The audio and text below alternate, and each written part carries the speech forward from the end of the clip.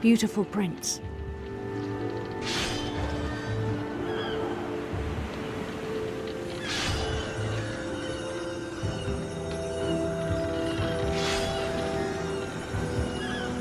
The prince was on his own quest for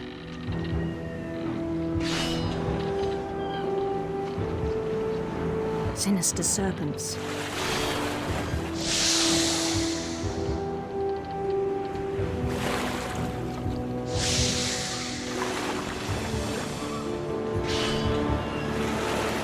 He followed the sound of his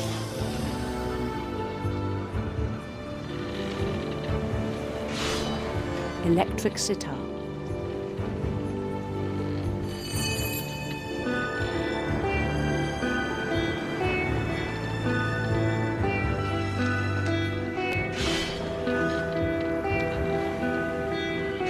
His chase led him to a golden palace east of the sun and west of the moon.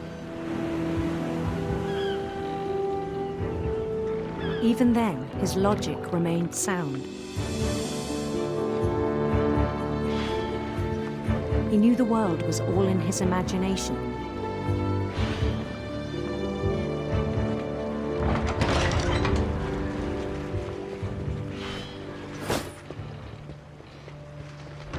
But he was so proud of having created it.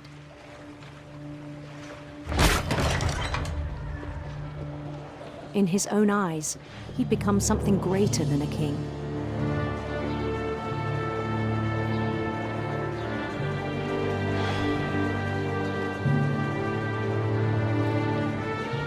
For someone who'd never known success in the real world, I think it was overwhelming. And then it struck him that the real Lewis was not the one chopping salmon, but the one climbing the steps of a golden palace.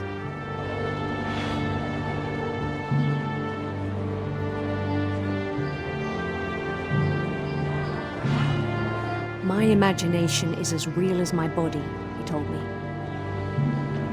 It was hard to argue with him.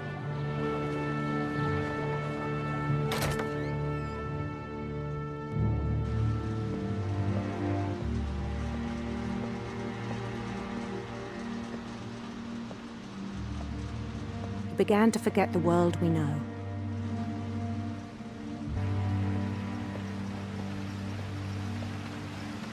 I think it pained him to remember Lewis, the cannery worker.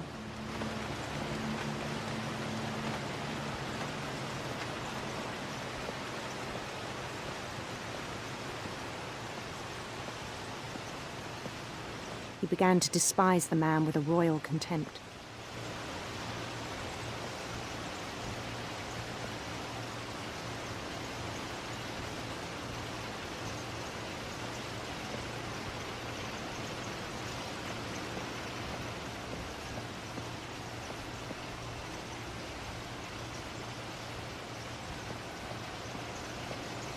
I still thought I could save him. Even after he said he was being crowned king over all the lands of wonder. The palace would be packed with his companions.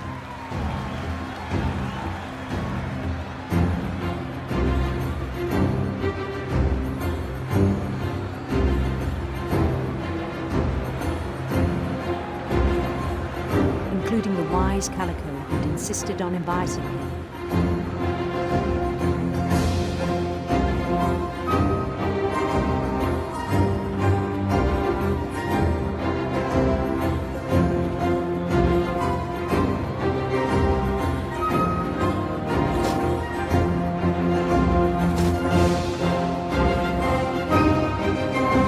His prince waited, holding his crown.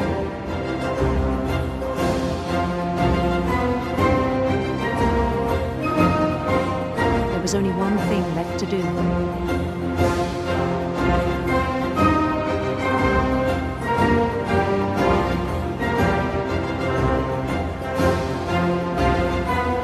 Bend down his head.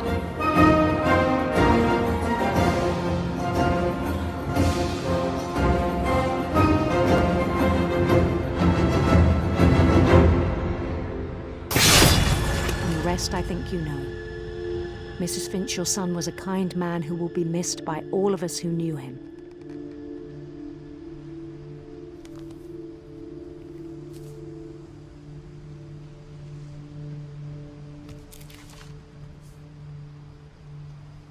My brother was really cool. I wish you could have met him.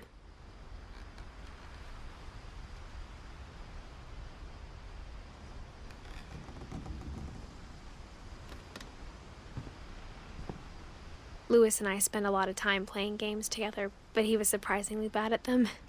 He died a lot.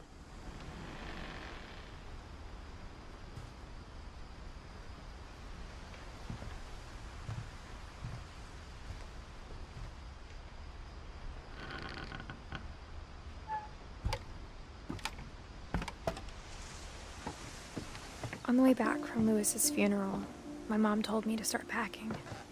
She waited until the day before we left to tell Edie. I'm not sure if she wanted to make it easier or harder.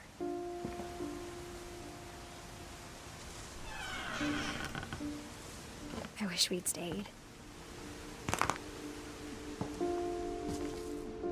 But I understand why we left.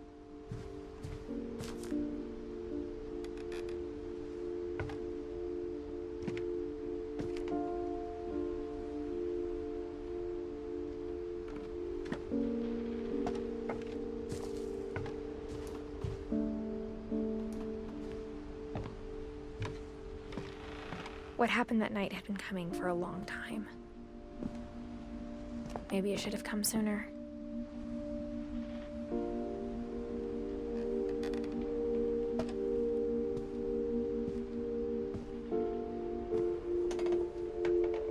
But it had to end one way or another. All that's left now is to tell you about that last night.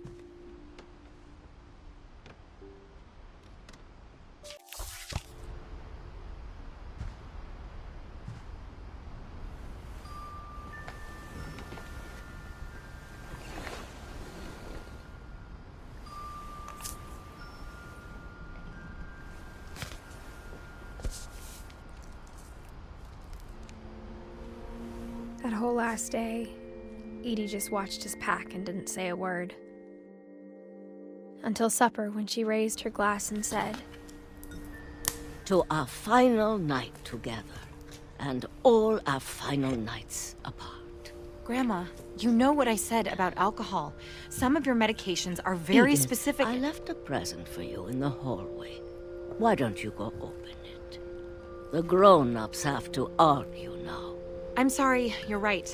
We're all leaving tomorrow. Let's just enjoy our last... I'm not leaving. Edith, you're excused.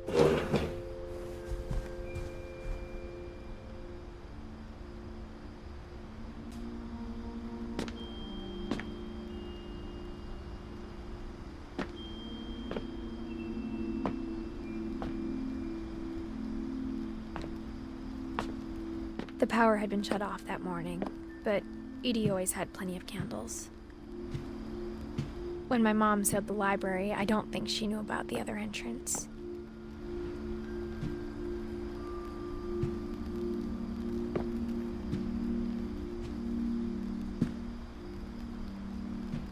Or that Edie had a key to it.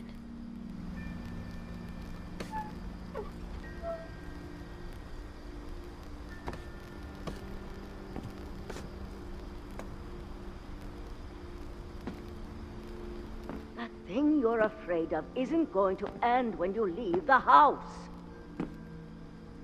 Edith has a right to know these stories. My children are dead because of your stories! I think it's best if Edith and I leave tonight.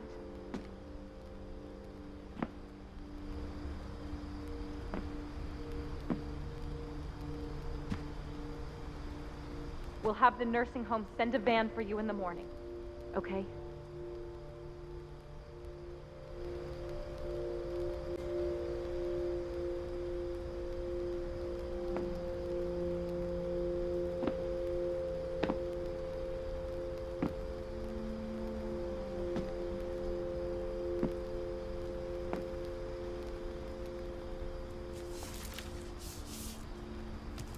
Dear Edith, There's so many stories I wish I could tell you, but there's only time for one. This is about what happened on the night you were born. That night, the tide went way, way out.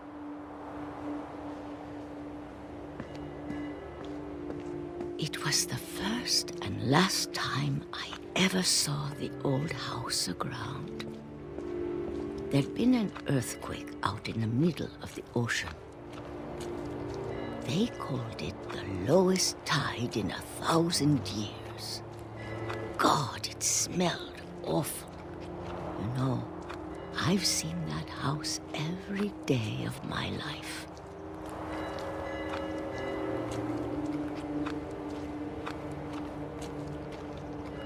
But I never thought I'd go back to it. When the fog rolled in, I lost my way.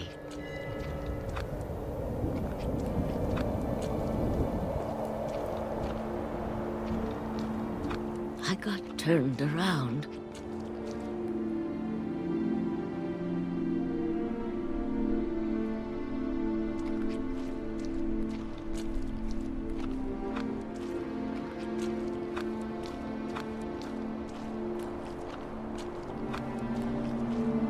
For a while, I wandered.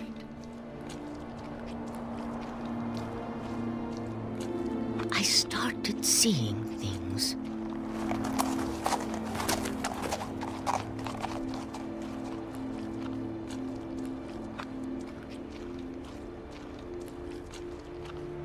Things I'd forgotten had ever existed.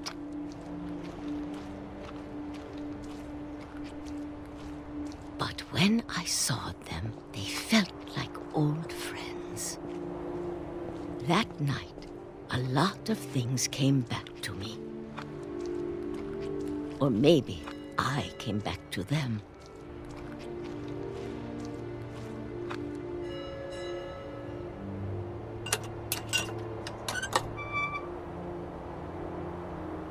Things I can't explain, but that I need you to try and... Edith, what are you doing in here? It's mine. Edith! Mom, you're gonna rip it. Let go! I kicked and screamed, but Mom dragged me to the car.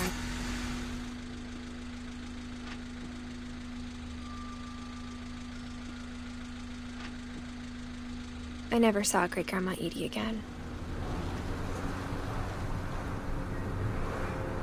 The next morning, the van came to pick her up, but she was already gone. After that, we moved around a lot.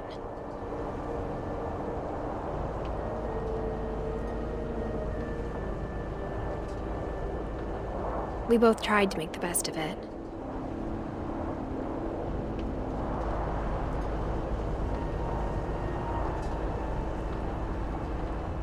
A few years went by.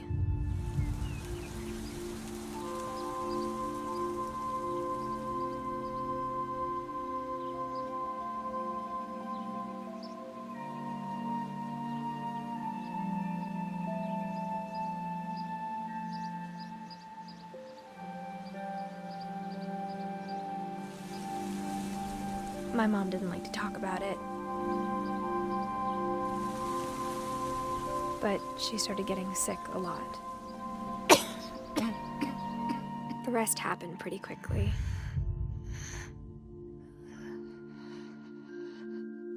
She got better for a while, and then she didn't.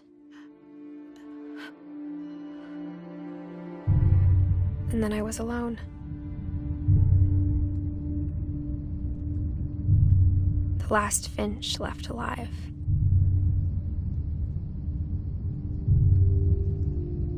Until I found out about you. I'm still not sure what to tell you about all this. If we lived forever, maybe we'd have time to understand things. But as it is, I think the best we can do is try to open our eyes. And appreciate how strange and brief all of this is.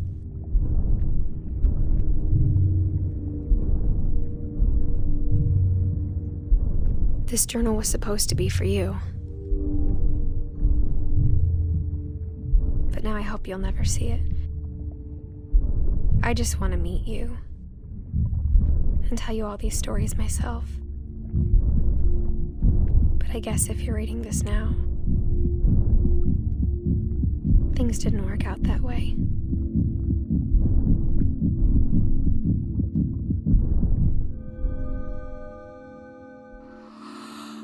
This is where your story begins. I'm sorry I won't be there to see it. It's a lot to ask, but I don't want you to be sad that I'm gone. I want you to be amazed that any of us ever had a chance to be here at all. Good luck.